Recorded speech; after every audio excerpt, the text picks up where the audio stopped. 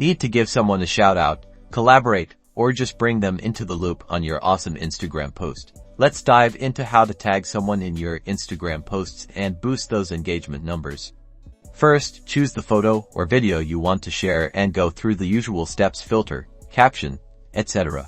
In the caption field, type the @ symbol, which tells Instagram you're about to tag someone after the @ Type their exact Instagram username. Instagram will start suggesting usernames as you type, making it super easy to find and tag the right person. Select the correct username from the list, and their profile will be linked. Be sure that the user has a public profile to tag them.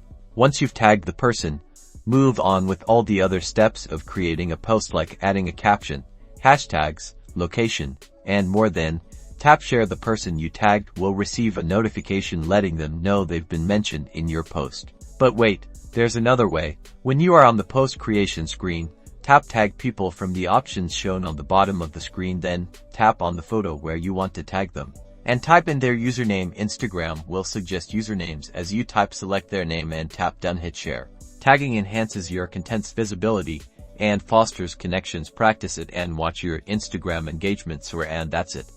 Happy tagging, and be sure to like and subscribe for more social media tips.